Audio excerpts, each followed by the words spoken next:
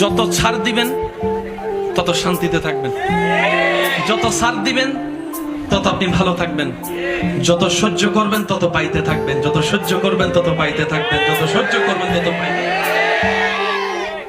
হীরা এমনি হয় না, অনেক পথ পার হয়ে হীরা দামি হীরা হয়। স্বর্ণ এমনে তেমনে স্বর্ণ হয় না, কত গরম আগুনের ভিতর দিয়ে গিয়ে তারপরে সেটা হারে রূপ হয়, তারপরে সেটার দাম 2 লাখ 3 লাখ টাকা দিয়ে মানুষ কিনছে। যদি আগুনে পুরা না হয়, যদি শোয়া না হয়, যদি গালি না শুনেন, যদি বদনামের শিকার না হন, যদি আঘাতের শিকার না হন, ততক্ষণ আপনি দাঁড়াতে পারবেন না, দাঁড়াতে পারবেন না। যাদেরকে দুনিয়া ভাঙতে চায়, আমি শ্রদ্ধার সাথে ভালোবাসার সাথে অনুরোধ করছি আমার ভাই বোনদের কাছে, যদি কখনো দেখেন দুনিয়া আপনাকে ভাঙতে চাচ্ছে, নামাতে চাচ্ছে, ধ্বংস করতে চাচ্ছে, আপনি রবের উপর তাওয়াক্কুল করে নবীর প্রেম ভালোবাসা নিয়ে একটু ধৈর্য ধরে সময়ের অপেক্ষা করবেন, সময়ের অপেক্ষা করবেন, রবের হুকুম আসা পর্যন্ত সময়ের অপেক্ষা করবেন।